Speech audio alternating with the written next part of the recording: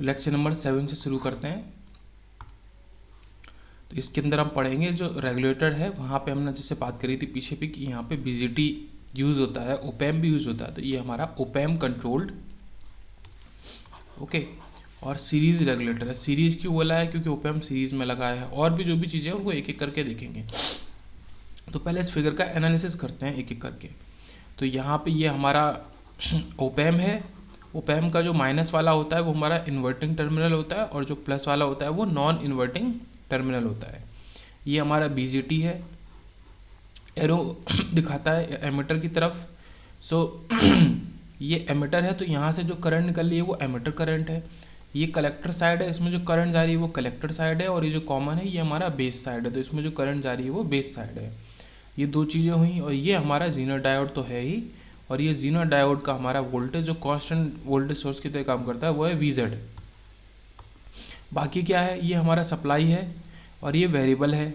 Okay, अब ये जो VZ इस पॉइंट पे है, तो फिर ये VZ हमारे इसके नॉन इन्वर्टिंग टर्मिनल पे भी आ जाएगा। इसी तरीके से क्या और देखते हैं, VO डैश हमारा आउटपुट है ओपैम का, और VO जो है वो हमारा फाइनल आउटपुट है इस फिगर का। ओके, ये लोड रेजिस्टेंस है, इसके थ्रू आउट जो हमारा आउटपुट या वोल्टेज निकलेगा वो VO है। लोड रेजिस्टेंस में जा रही हमारी करंट IL हो गई। अब क्या बचा? ये रेजिस्टेंस यहाँ पे दे दिया है ताकि ज़्यादा नुकसान नहीं हो जीनो डायोड को जाके। ओके, ये सिंपल वही करंट लिमिटिंग रेजिस्टर की तरह। नेक्स्ट देखते हैं, यहाँ पे दो रजिस्टर्स को हमने यूज़ किया है, इनको समझना बहुत ज़्यादा ज़रूरी है। ये हमारा R1 है, okay, and this is R2। ये हमारा क्या है? वोल्टेज डिवाइडर की तरह काम कर रहा है। देखो, जो वोल्टेज V0 है इसके और ग्राउंड के बीच में, तो वही वोल्टेज इस नोड और इस ग्राउंड के बीच में होगा सेम। ओके, दोनों पैरेलल में है, मतलब ये ग्राउंड से आप ग्राउंड को जोड़ सकते हो। तो जो V0 है वो R1 और R2 में दो बार में डिवाइड होगा, पर हमें R1 के अराउंड वोल्टेज की ज़रूरत नहीं है, हमें ज़रूरत है इस R2 के अराउंड वोल्टेज की, जिसको कि हमने V2 लिया है। यहाँ पे V2 इंपॉर्टेंट रोल प्ले करेगा। ओके, और वही V2 केवल इसके इस नोड और इसके बीच में है, तो यही सेम हमारा हम बोल सकते हैं कि यही V2 जाके हमारा इन्वर्टिंग टर्मिनल पे भी चला जाएगा। तो ये जो कॉमन चीज़ सारी चीज़ें हैं इस फिगर के अंदर पॉज करके 1 मिनट में इसको देख लेंगे। अब आगे बढ़ते हैं, समझते हैं एक एक करके चीज़ों को। VS हमारा अनरेगुलेटेड सप्लाई है, जो कि एरो से दिखाई रहा है कि वो अनरेगुलेटेड है। ओके, फिल्टर आउटपुट की। उसके बाद ये हम फिल्टर का आउटपुट ही तो लगाते हैं ना रेगुलेटर पे। उसके बाद Zener diode is use as constant voltage source to keep voltage of non inverting terminal of opamp constant. तो जो नॉन इन्वर्टिंग टर्मिनल है ये यहाँ पे जो है VZ, तो इसको कांस्टेंट रखने के लिए हम VZ का यूज़ करते हैं। ओके, उसके बाद R3 लिमिट्स जीनर करंट, जैसा मैंने बताया कि वो करंट लिमिटर की तरह काम करता है। R1 and R2 form voltage divider, तो ये चीज़ बताइए। तो V2 क्या हो जाएगा? टोटल वोल्टेज है वो, और जिस रजिस्टर में आप निकाल लें उसको मल्टीप्लाई करके अपॉन सम ऑफ रजिस्टर। ये इंपॉर्टेंट है कि V2 क्या है। ओके, तो R2 और R1 हम डिसाइड करेंगे, और VO अगर हमें पता है तो उससे हम सीधे V2 निकाल सकते हैं। V2 appears eight inverting terminal, ये भी मैंने बताया। Okay, net input of ओपैम is VZ minus V2। तो नेट इनपुट क्या होगा? VZ minus V2 which controls the output voltage of ओपैम। तो देखो इसमें नेट इनपुट क्या जा रहा है? तो ये जो ऊपर वाला टर्मिनल पे VZ है, नीचे वाले पे V2 है, तो वहीं हमें इसमें डिफरेंस में आउटपुट में VZ माइनस V2 मिलेगा, जो हमारा VO डैश को कंट्रोल करेगा। तो ये एज अभी तो डिफरेंशिएटर हमारा मतलब सब्ट्रैक्टर काम कर रहा है, आउटपुट में दोनों का डिफरेंस दे रहा है। मेन चीज़ ये है, दोनों टर्मिनल का जो वोल्टेज है उसका डिफरेंस दे रहा है। ओके, और VO dash controls conduction of BJT। अब देखो VO डैश ऐसा क्यों कह रहे हैं? क्योंकि ये जो VO डैश इस जगह है, मैं और ऊपर कर देता हूँ, ये जो VO डैश इस जगह है VO डैश, तो यही हमारा जा रहा है BJT के बेस टर्मिनल के अंदर, और जो बेस करंट को हमारा कंट्रोल करके रखेगा, और फिर वही हमारा बताएगा कि आगे क्या कंडक्शन हो रहा है हमारा BJT के थ्रू।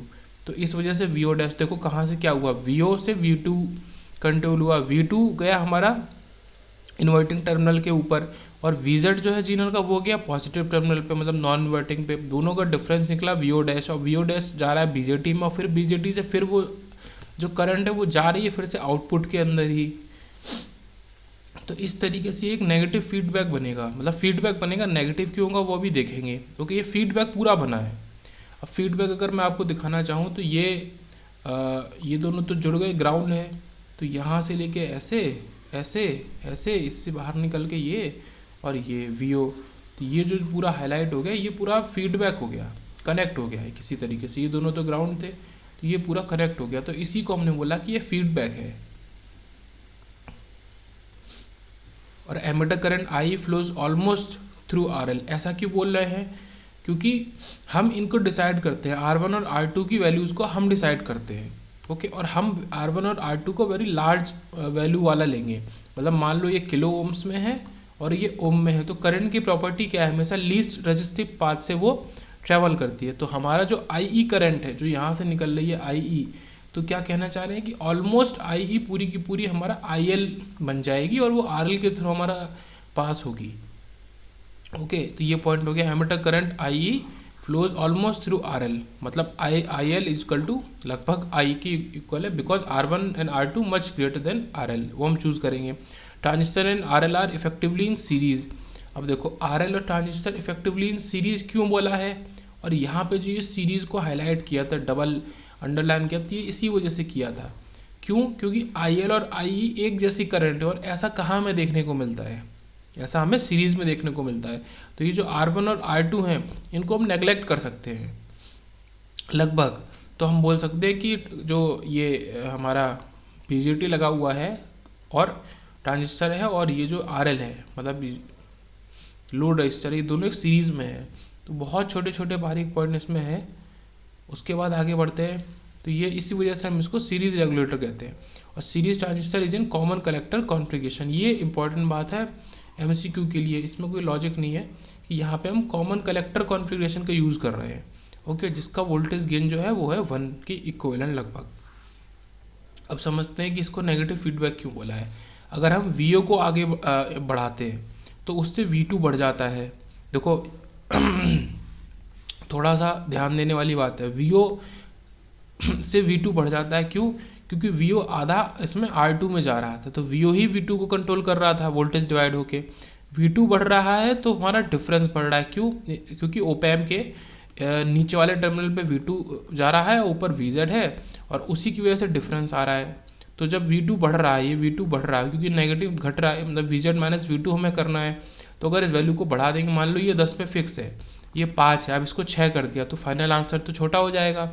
मान लो इसको 6 कर दिया तो ये कितना बचेगा, पहले 5 दे रहा था अब 4 देगा, तो ये आउटपुट घट जाएगा फाइनली, ओके, ये घट जाएगा। अब ये घट गया, उसके बाद फिर देखेंगे VO डैश क्या होगा, जो ये है यही VO डैश है, ये और ये इक्वल है, मतलब ये डिफरेंस और VO डैश एक ही चीज़ है, तो VO डैश घट जाएगा। VO डैश घट जाएगा तो जो बेस में हमारी करंट जा रही है वो घट जाएगी, और बेस में करंट जा रही है तो जो बेस में करंट जाती है और जो कलेक्टर जाती है दोनों मिलके IE को बनाते हैं। अगर IB घटेगी तो IE भी घटेगी, और I कहाँ जा रही है, I ही हमारे लोड रजिस्टर में जा रही है, IL बन जा रही है, I और IL सेम है तो वो भी घट जाएगी, और वो घट जाएगी तो हमारा जो वोल्टेज है रेजिस्टेंस के अराउंड वो भी घट जाएगा। अब देखो VO को बढ़ाने से ही VO हमारा घट रहा है, ऐसा कहाँ होता है, ऐसा नेगेटिव फीडबैक में होता है।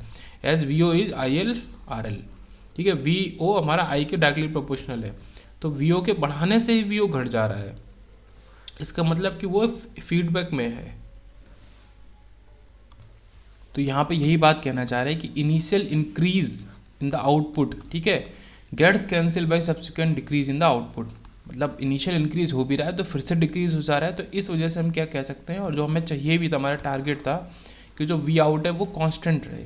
सो if increase in output causes decrease in output then the circuit is said to have feedback, और किस तरीके का, नेगेटिव फीडबैक। तो इस वजह से हमने बोला कि यहाँ पे नेगेटिव फीडबैक हम यूज़ कर रहे हैं। So in the above regulator negative feedback helps in keeping VO या V आउट स्टेबल। तो यही चीज़ हमें चाहिए था कि V आउट को स्टेबल बनाना था। हमारा वोल्टेज रेगुलेटर का काम ही है जो उसके आउटपुट से वोल्टेज निकले वो स्टेबल हो, तो ये करने के लिए हमने पूरा इतना ये खेल रचा है, ओके। उसमें थोड़ा एनालिसिस करते हैं मैथमेटिकल वाइज।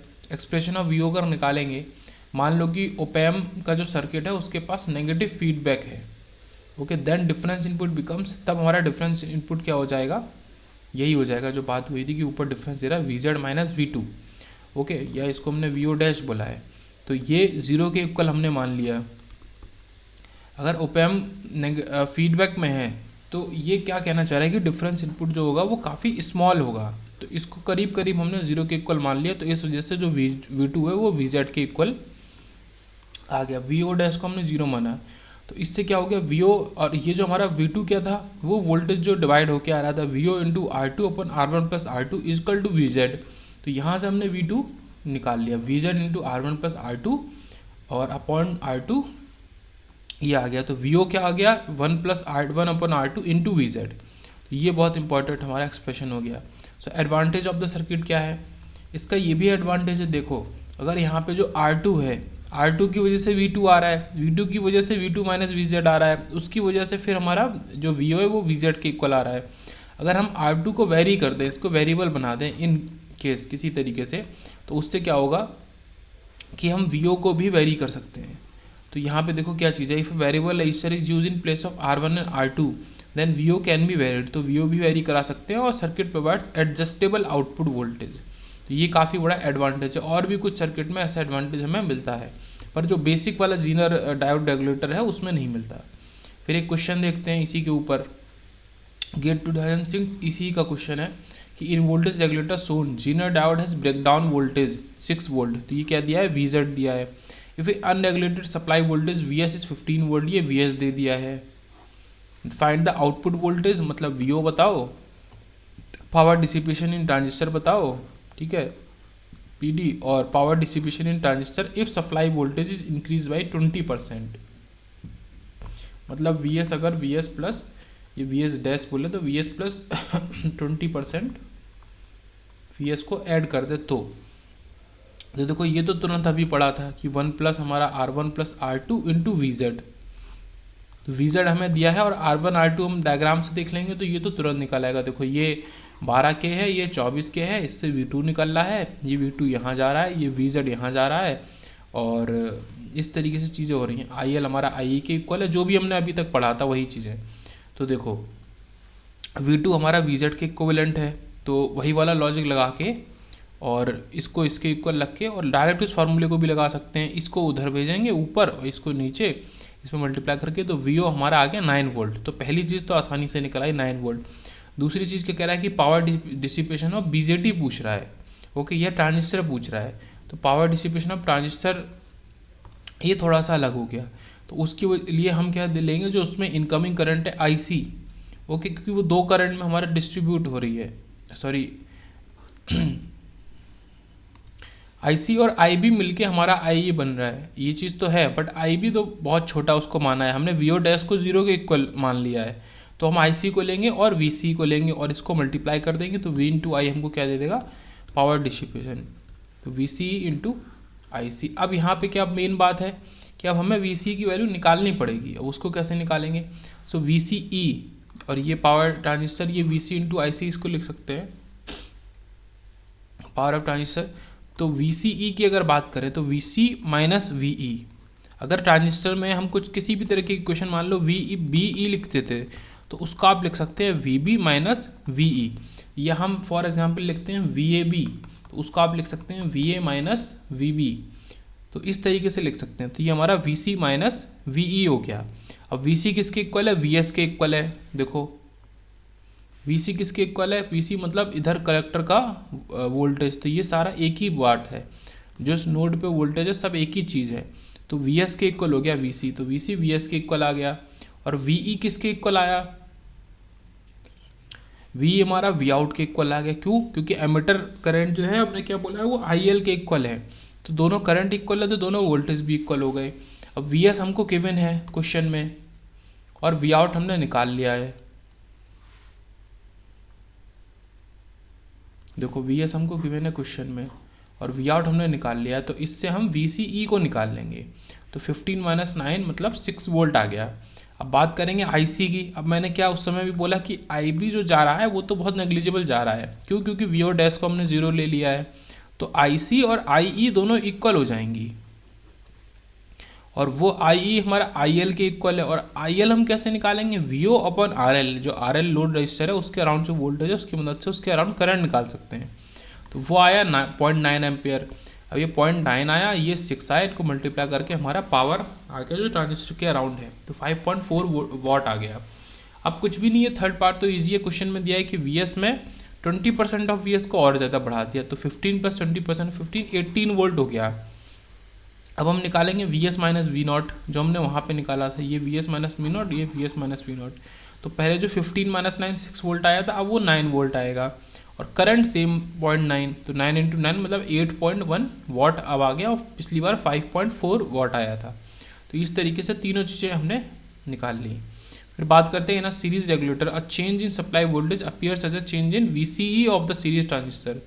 तो यही बात एक मतलब कंक्लूजन करके बता रहे हैं कि अगर आप सप्लाई वोल्टेज में कोई चेंज कर रहे हो तो वही सेम चेंज आपको कहाँ देखने को मिलेगा? वीसीई में देखने को मिलेगा। क्यों? देखो ये चारों जो डॉट बनाए हैं ये एक ही पॉइंट है, पूरा वायर सेम है, एक ही नोड कह सकते हैं इसको। तो जो वीसी में चेंज करेंगे तो तुरंत आपको वीसीई में भी वही चेंज देखने को मिलेगा। ऐसा क्यों है? क्योंकि वीसीई वीएस माइनस वीओ के इक्वल होता है।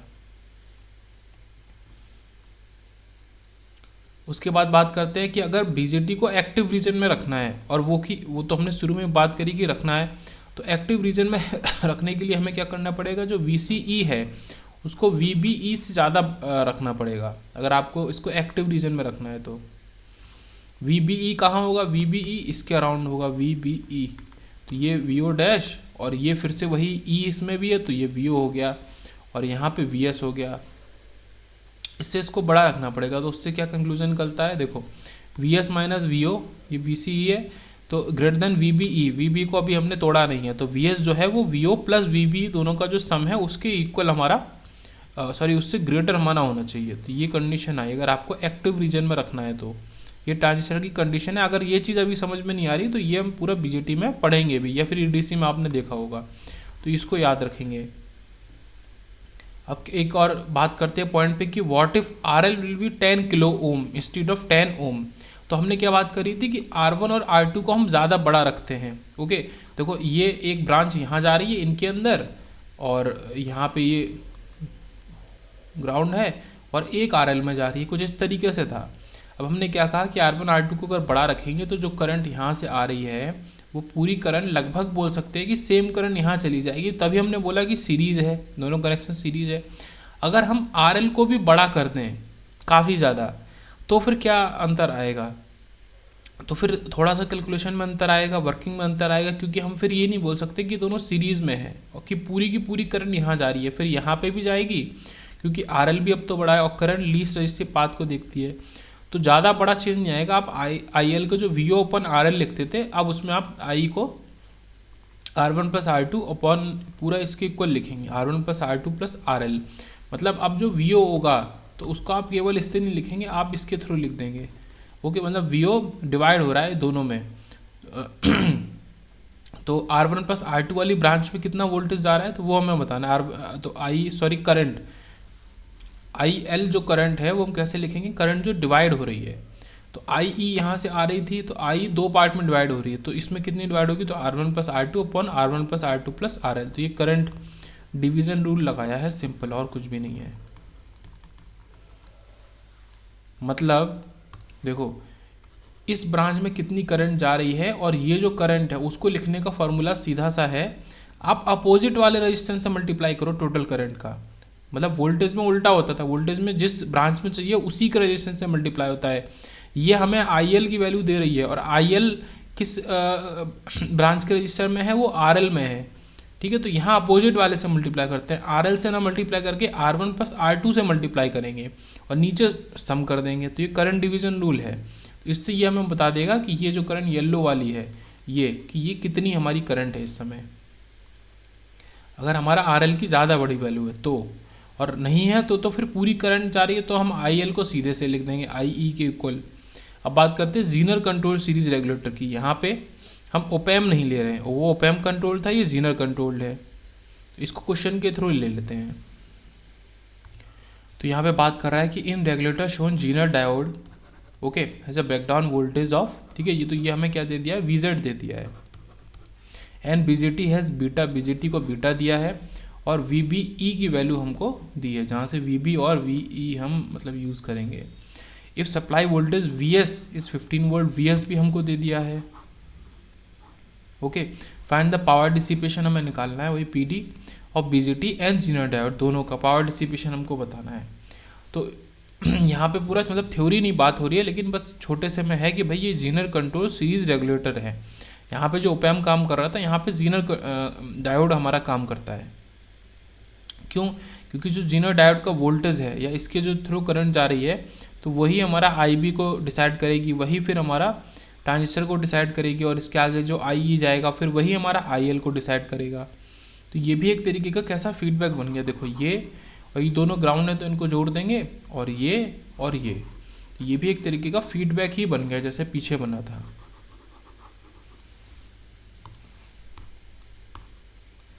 ओके, अब करते हैं, ये रजिस्टर की वैल्यू हमको दी है, इसके अराउंड हम जो करंट बोल रहे हैं कि मान लो I करंट जा रही है। अब ये I करंट हमारा IB बन गई और IZ बन गई। ओके, यहाँ पे जो वोल्टेज है वो VCE है, और यहाँ पे जो वोल्टेज होता है वो VBE होता है, यहाँ से IE निकलेगी। तो VBE जो है वो मैंने शुरू में बोला कि VB और VE को यूज करेंगे, तो VB माइनस VE के इक्वल है। VB क्या है, VB हमको दिख रहा है कि जो बेस हमारा है वो किसकी साइड, जीनर डायोड की साइड में है, तो VB हमारा डायरेक्ट VZ हो गया, और V किसकी साइड में, आउटपुट की साइड में, तो VO हो गया। तो VO का फॉर्मूला डायरेक्ट यहाँ से निकल आया। तो अब इन्हीं वैल्यूज़ को हम यूज़ कर लेंगे। ओके, तो यहाँ से क्या निकला हमारा, VO equal to VZ minus VB। तो VZ हमको गिवन है, VB हमको गिवन है, तो V आउट तो हमें मिल गया अभी 7.6 वोल्ट। अब हमको IE अगर निकालना है तो IE किसके इक्वल है, IL के इक्वल है, और वो VO अपॉन RL के इक्वल है। तो RL की वैल्यू भी दी है 2 किलो ओम, तो ये क्या हो गया 7.6 अपॉन 2 किलो ओम, मतलब 3.8 मिली एम्पियर हमारा IE की वैल्यू आ गई। एक एक करके चीज़ें सारी सॉल्व होती जा रही हैं। बट IE किसके इक्वल होता है, 1 प्लस बीटा इंटू IB के इक्वल होता है। ये अगर आपको नहीं आता है तो अभी इसको बस देख के याद कर लेंगे, बाकी BJT में एनालॉग के अंदर ही या EDC के अंदर डिटेल में ये चीज़ आती है फॉर्मूला। ओके, तो IB equal to IE upon 1 plus beta, तो IE हमको पता है, तो अब हम IB को भी निकाल सकते हैं। तो 3.8 अपॉन 100, तो ये इतना 0.038 मिली एम्पेयर हमारा आ गया। फिर IC को भी निकाल सकते हैं, निकालने की ज़रूरत है, तो बीटा इंटू IB, तो 99 जो ट्रांसफर फैक्टर था उसमें मल्टीप्लाई करके तो ये 3.76 आ गया। अब हम क्या निकालना है, हमें पावर डिसिपेशन पूछा गया था BJT और जीनर डायोड का। ओके, ये सारी चीज़ें तो अभी हेल्प के लिए हम निकाल रहे थे।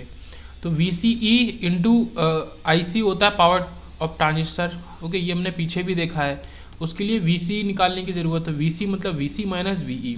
VC कलेक्टर किसकी साइड में है, सोर्स की साइड में, VE हमारा आउटपुट की साइड में, तो दोनों हमें पता है, तो हमने ये VCE निकाल लिया, और IC भी निकाल लिया तभी 3.76, तो इनको मल्टीप्लाई करके हमने ये 27.82 मिलीवाट पावर निकाल ली। अब I जो है हमारा, I कहाँ है, देखो यहाँ पे था, ये ब्रांच में जो I जा रहा है ये निकालेंगे, बाकी फिर हमारे ये दो चीज़ में डिवाइड हो जाएगा, वो निकालेंगे, उसके थ्रू हम IZ को निकालेंगे, और IZ निकल आएगा, VZ गिवन है तो पावर जीनर डायोड में निकाल सकते हैं।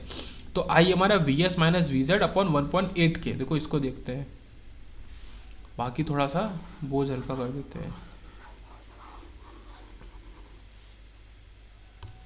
देखो यहाँ पे वोल्टेज क्या है, इस पॉइंट पे VZ बोल सकते हैं, जो नीचे है वही उधर है, और इस पॉइंट पे वोल्टेज क्या है, इस पे है VS, और ये जो करंट है I।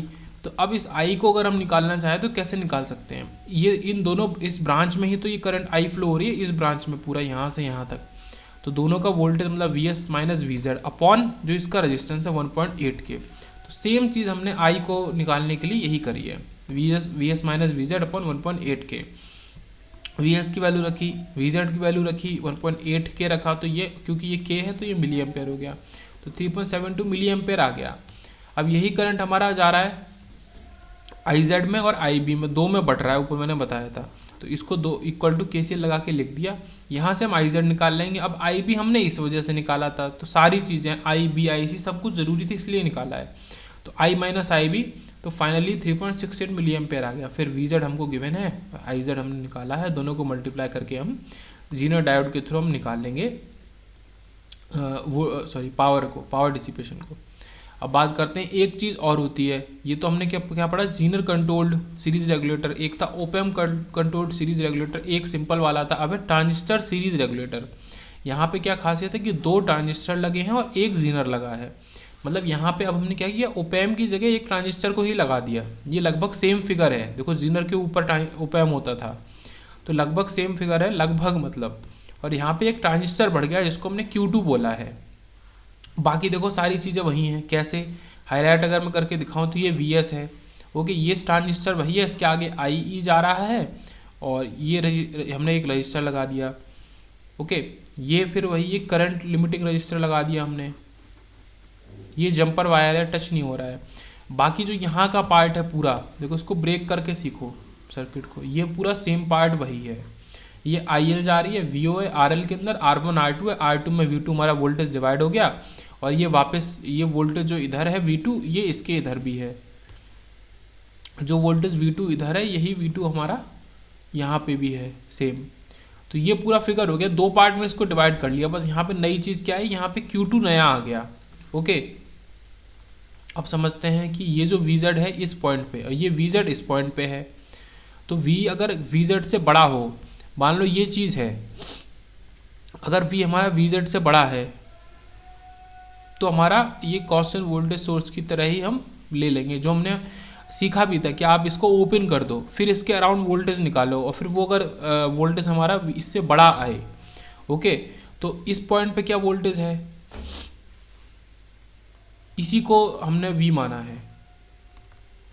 तो ये यही ब्रांच है ना, ये वह पूरी ब्रांच, इसमें रजिस्टर है बीच में, तो इसमें हमने कंपेयर किया, ये जो मैंने हाईलाइट करी इस ब्रांच में हमने कंपेयर किया। तो V VZ से बड़ा है, ये देखना है हमें, ओके। अब पॉइंट्स देख लेते हैं। तो zener diode is use as a constant voltage source. R3 is biasing resistor for zener diode. तो बाइस करने के लिए हमने इसको, ओके, इसमें करंट को डिवाइड करने के लिए हमने इस R3 को यूज़ किया है, और तो R3 का कोई काम है नहीं। R1 and R2 form voltage divider, और V2 equal to VO R2 अपन, ये सेम चीज़ हम पीछे भी देख चुके हैं। V2 controls conduction of Q2। तो जैसे ये वहाँ पे V2 क्या कर रहा था, ओपैम के इन्वर्टिंग टर्मिनल में जा रहा था। देखो ये जो V2 था ये ऐसे जाके ओपैम के इस साइड से इनपुट में जा रहा था। तो अब ये क्या कर रहा है, अब ये इसके ट्रांजिस्टर Q2 को कंट्रोल कर रहा है, उसके इनपुट को कंट्रोल कर रहा है, क्योंकि बेस की साइड में। तो सेम चीज़ है कि V2 controls conduction of Q2। Q1 and RL are effectively in series. फिर वही बोल सकते हैं इस चीज़ कि जो करंट यहाँ से निकल रही है यहाँ से, तो वो इसमें उतनी नहीं जा रही, क्योंकि R1 R2 बड़ी वैल्यूज़ के लिए हैं। तो हमने क्या बोल दिया कि जो Q1 है और जो RL है, तो इस पूरे को हमने फिर से बोल दिया कि ये सीरीज़ में है। ये पूरा ऐसे सेम जाके करंट यहाँ चली जाएगी, तो ये दोनों सीरीज़ में है। तो इसी वजह से फिर ये सीरीज़ रेगुलेटर हो गया। ये पॉइंट भी समझ में आ गया। उसके बाद हम निकालेंगे, और ये क्या है, IL वहाँ IE के इक्वल होता था। अब ये IE किस ट्रांजिस्टर का है, 1 वाले ट्रांजिस्टर का, इसलिए IL IE 1 के इक्वल हो गया। एक्सप्रेशन फॉर V0 निकालेंगे। तो VBE2 की अगर बात करें हम, VBE2 कहाँ है, देखो VBE2 ये है सेकंड वाले ट्रांजिस्टर का VBE बेस, ये बेस है और एमिटर के बीच, टर्मिनल के बीच में वोल्टेज। तो ये वोल्टेज निकालेंगे। अब देखो ये वोल्टेज निकालने के लिए ये जो वो है, इसको V बोलो या VO बोलो, ये जो सेम इस पॉइंट पे हमारा VO है, फिर इस पे भी VO है और इस पे भी VO है, मतलब V ही VO है। तो ये VO और ये VZ, तो यही हमारा इसके और इसके बीच में होगा, तो इसी को यूज़ करेंगे।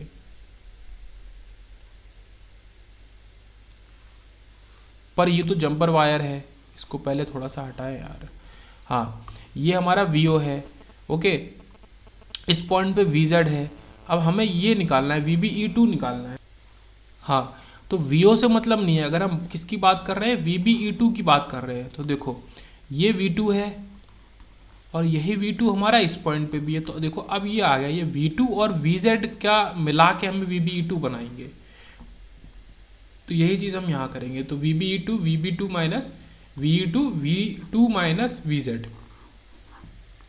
अब इससे V2 की वैल्यू आ गई VZ प्लस VBE2, और V2 किसके इक्वल है, वो इसके इक्वल था। तो अब हमारा किस किस के फॉर्म में आ गया, फाइनली फिर से वही बात है कि VO के फॉर्म में आ गया। हम जो निकालना चाह रहे थे VO के फॉर्म में VO, और V आउटपुट VZ और VBE2। यहाँ से क्या निकला, VO हमारा क्या निकला 1 प्लस R1 अपॉन R2, ठीक है। इसको उधर ले गए R2 upon R1 plus R2 को, इसको हम ले गए दूसरी साइड, तो ये बन गया ये, और इंटू VZ प्लस VBE2। अब ये हमारा फाइनल इक्वेशन बन गया आउटपुट का। इसका एडवांटेज क्या है, सेम एडवांटेज जो ओपैम वाले में था कि अगर हम वेरिएबल रजिस्टर्स को यूज़ करते हैं R1 R2 को, ओके, तो VO को हम अपनी मर्जी से वेरी करा सकते हैं। फिर VO becomes temperature independent if VZ has positive temperature coefficient. ये एक इंपॉर्टेंट बात है यहाँ पे, ये केवल इसी फिगर के लिए है कि अगर हमारा VZ जो है उसका पॉजिटिव टेम्परेचर कोफिशिएंट है, मतलब जीनो डायोड का, तो हमारा जो VO है वो टेम्परेचर इंडिपेंडेंट हो जाएगा, तो फिर टेम्परेचर से भी उसको नहीं होगा। अगर हम टेम्परेचर को बढ़ाते हैं तो हमारा VBE2 घटेगा और हमारा VZ की वैल्यू बढ़ेगी, क्योंकि VZ VBE2 में क्या है, माइनस VZ में आता है, ओके। अगर ये मतलब मान लो ये 10 है और ये V2 माइनस VZ ये 8 है, और ये कितना होगा, तब ये 2 होगा। अगर इसको हम घटा देंगे, इसको 8 कर देंगे, ये तो 8 ही है, तो फिर ये 0 हो जाएगा। या इसको इस तरीके से देखते हैं, ये VBE2 था, ओके, तो VZ को अगर लिखेंगे तो VZ किसके इक्वल आएगा, तो VZ V2 माइनस VBE2 के इक्वल आएगा, ओके। अब क्या कह रहे हैं कि VBE2 को हम घटा रहे हैं, मतलब मान लो पहले 2 को माइनस कर रहे थे तो कुछ वैल्यू आ रही थी, अब और उससे छोटी वैल्यू को माइनस करेंगे, जैसे 8 माइनस 2, अब कर देंगे 8 माइनस 1, तो पहले आएगा 6, अब आएगा 7। तो देखो इससे समझ में आ रहा है कि हमारा VZ बढ़ रहा है VBE2 को घटाने से। मतलब कुल मिला के वही बात बोली गई है कि हमें इससे मतलब नहीं है, हमारा VO कांस्टेंट रहना चाहिए। तो VO कांस्टेंट रहेगा, क्योंकि जो चेंजेस हम इसमें करेंगे वो चेंजेस एक दूसरे में करके कंपनसेट कर लेंगे, आगे नहीं जाने देंगे चेंजेस को। तो VO हमारा कांस्टेंट रहेगा। तो कुछ 4-5 तरीके के हमने सीरीज रेगुलेटर पढ़े, ठीक है। पहला मतलब एक तो बेसिक हो गया, फिर ओपैम वाला हो गया, फिर हमारा जीनर कंट्रोल हो गया, फिर ट्रांजिस्टर हो गया, इसमें 2 ट्रांजिस्टर आ गए। अब पढ़ते हैं IC रेगुलेटर्स को, इनके बारे में। ये AC के लिए है, PSUs के लिए है, गेट के लिए नहीं है, थ्योरी पार्ट है, ओके। तो 2 तरीके के हमारे IC रेगुलेटर्स होते हैं, एक हो गया फिक्स वोल्टेज, एक हो गया एडजस्टेबल वोल्टेज। एडजस्टेबल वोल्टेज के नाम से पता चला कि भाई एडजस्ट कर सकते हैं वोल्टेज को। तो 723 IC होती है, ये लो वोल्टेज हो गए अगर हमारा जो V आउट है वो 7 वोल्ट से कम है, और यही हमारा हाई वोल्ट हो गए अगर हमारा V आउट 7 वोल्ट से ज़्यादा है, तो हाई वोल्ट वाले हो गए। और 723 ये नंबर याद रखेंगे, एडजस्टेबल वोल्टेज IC रेगुलेटर का 723। तो वेरिएबल आउटपुट वोल्टेज रेगुलेटर कैसा होता है उसको समझते हैं। इसमें 3 पिन होती हैं, ये इन हो गया, ये ग्राउंड हो गया, ये आउट हो गया। 78 IC है, ये ऊपर अपने नंबर 723 लिया, पर ये हम डायग्राम जिसकी बात कर रहे हैं 78 IC की बात कर रहे हैं, ओके। तो यहाँ से जो ग्राउंड पिन से हमें IQ मिलता है, IQ अभी पढ़ेंगे कि IQ क्या होता है।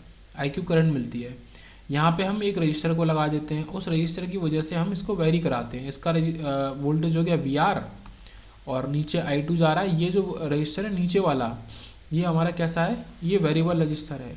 अब ये क्या है, वोल्टेज डिवाइडर की तरह ही काम करा रहा है। तो ये वेरिएबल रजिस्टर है, वोल्टेज डिवाइडर है। तो हमने ऊपर जितना भी देखा भी सीरीज रेगुलेटर में, हमने क्या देखा कि अगर R2 R1 की वैल्यू को हम चेंज कर सकें तो हम V आउट को भी चेंज कर सकते हैं। तो इसलिए ये हमारा जो फिगर है ये हमारा वेरिएबल आउटपुट वोल्टेज रेगुलेटर बन गया, ओके।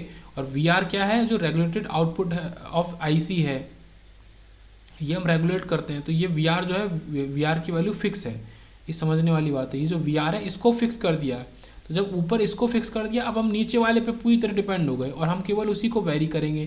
तो जब हम नीचे वाले को वेरी कर रहे हैं तो इसको वेरी करके हम V आउट को वेरी करा सकते हैं। ये तो वेरिएबल वाला हो गया। अब पढ़ते हैं फिक्स वाला। तो फिक्स वोल्टेज की बात करें तो फिक्स वोल्टेज 2 तरीके के हमारे हो गए, 78 IC और 79 सीरीज IC के फिक्स वोल्टेज वाले। तो इसको पढ़ते हैं। तो there are 78 and 79 series of ICs। 78 series of ICs give positive output, ठीक है, ये पॉजिटिव के लिए जानी जाती है। और at the same time 79 series जो IC है वो हमारा गिव नेगेटिव आउटपुट, ठीक है। 79 सीरीज हमारा नेगेटिव के लिए हो गया, 8 पॉजिटिव के लिए, इवन वाला पॉजिटिव और ऑड वाला हमारा नेगेटिव आउटपुट के लिए। For example IC 7912 we are जो होगा इसका -12 वोल्ट होगा, नेगेटिव वैल्यू देगा। These ICs are called 3 terminal regulator, इनको हम 3 टर्मिनल रेगुलेटर भी कहते हैं क्योंकि उसमें 3 टर्मिनल होते हैं, because they have 3 pins. Terminal बोलो या पिन बोलो तो सेम जैसा उधर पड़ा था वेरिएबल वाले में, इन है और ग्राउंड है और आउट है, और आउट के थ्रू ही हम वी आर लेते हैं। तो यहाँ पे वेरिएबल वाला कोई कॉन्सेप्ट नहीं है, वहाँ पे हमने वोल्टेज को डिवाइड कराया है R1 R2 से। जो R2 वेरी करेगा तो वी आउट वेरी करेगा, यहाँ केवल वी आर मिल रहा है। ओके, रेगुलेटेड आउटपुट मिल रहा है। ओके, तो V in should be at least यहाँ पे 2, ये एक इंपॉर्टेंट पॉइंट है कि जो वी इन है वो एटलीस्ट हमारा 2 वोल्ट होना चाहिए, तभी हमारे काम करेगा। ग्रेटर देन ना आउटपुट वोल्टेज, आउटपुट वोल्टेज से 2 वोल्ट ज़्यादा होना चाहिए for proper operation of IC. और आईक्यू जो यहाँ पे हम बात करें करंट की, ये क्वेश्चन करंट है आईसी की। ये ट्रांजिस्टर के बारे में जिसको मतलब पता है तो उसे क्वेश्चन पॉइंट तो ये पता होगा। ओके, तो क्वेश्चन करंट है, बस इतना अभी याद रखेंगे, बाकी ट्रांजिस्टर के अंदर आएगा। तो आईसी की क्वेश्चन करंट है, और आईक्यू जो होती है वो कांस्टेंट है हमारा गिवन आईसी के लिए, मतलब हर एक आईसी के लिए, डिफरेंट आईसी के लिए कांस्टेंट वैल्यू होती है IQ. Expression for V out निकालते हैं, तो कहाँ से निकाल रहे हैं, इस वाले से निकाल रहे हैं, ये I1 I2, इससे वी आउट का एक्सप्रेशन निकाल रहे हैं। अब देखो ये जो I2 है ये किसके इक्वल है, इसमें 2 करंट आ रही हैं IQ और I1, तब जाके वो I2 को बना रही हैं। तो IQ plus I1 is equal to I2, इसको यूज़ करेंगे। तो देखो वी आउट किसके इक्वल है, VR और I2 R2 के इक्वल है। ये कैसे, ये देखो ऊपर वाला वोल्टेज VR है, अगर मैं इसको हटाऊं थोड़ा सा, ये जो वी आउट है ये 2 वोल्टेज में डिवाइड है, एक ये वोल्टेज और एक इनका प्रोडक्ट, ये भी तो वोल्टेज ही देगा I2 R2। तो इसी को हमने यहाँ लिखा है कि V out is VR plus I2 R2। I2 को मैंने बताया हम IQ प्लस I1 लिख सकते हैं, तो वो लिख दिया। और I1 किसके इक्वल है, जो R1 वाले रेजिस्टेंस में है करंट, तो उसमें करंट तो क्या होगा, वोल्टेज अपॉन रेजिस्टेंस, तो इसको यूज़ कर लेंगे। सो VR plus I1 R2 plus IQ R2। अब I1 को हम यूज़ कर लेंगे VR upon R1 into R2, तो इससे क्या निकलेगा, वी आउट निकलेगा। ठीक है, वी आउट, यहाँ वी आउट ही चल रहा था, तो equal to VR 1 plus R2 upon R1 plus IQ R2। अब इस R2 को हम वेरी करा सकते हैं, जब इस R2 को वेरी करा सकते हैं तो इस एक्सप्रेशन को वेरी करा सकते हैं, और इस R2 के वेरिएबल होने की वजह से हमारा वी आउट जो है वो वेरिएबल बन गया। ओके, तो ये वी आउट का एक्सप्रेशन है इस वेरिएबल वाली आईसी के लिए, variable regulator voltage, variable voltage regulator IC के लिए। तो ये याद रखेंगे, V out is VR 1 plus R2 upon R1 plus IQ into R2, और R2 को वेरी कराएंगे, फिर R2 यहाँ पे भी वेरी हो ही जाएगा। ओके, फिर in the circuits on V out, find V out हमें निकालना है। If IC has question current, ठीक है, IQ हमको दे दिया 5 एम्पियर और फिगर दे दिया है। इसमें और क्या क्या चीज़ें हैं, ये 200 ओम दिया है, ये 800 ओम दिया है, और VR हमें पता होना चाहिए खुद कि VR हमारा हमने 12 वोल्ट पे फिक्स करके रखा है, तो ये 12 वोल्ट है। इससे हम I1 निकालेंगे क्योंकि उसका रेजिस्टेंस दिया है 800, तो I1 आ गया 15 एम्पेयर। I2 किसके इक्वल होगा, दोनों के सम के इक्वल होगा, वो 20 एम्पेयर है। ओके, क्योंकि ये 15 और ये 5 ये पहले से दिया था, इनको ऐड करके 20 आ गया, 20 मिली एम्पेयर। तो वी आउट किसके इक्वल हो गया हमारा, इन दोनों के सम के इक्वल हो गया। तो VR प्लस I2 R2, तो हम I2 भी पता है, R2 भी पता है और VR भी पता है, तो 12 प्लस 20 इंटू 0.2 मतलब 16 वोल्ट हमारा आंसर आ गया। इसके बाद हम क्लिपर से शुरू करेंगे और वो लेक्चर नंबर 8 में उसको इंक्लूड करेंगे।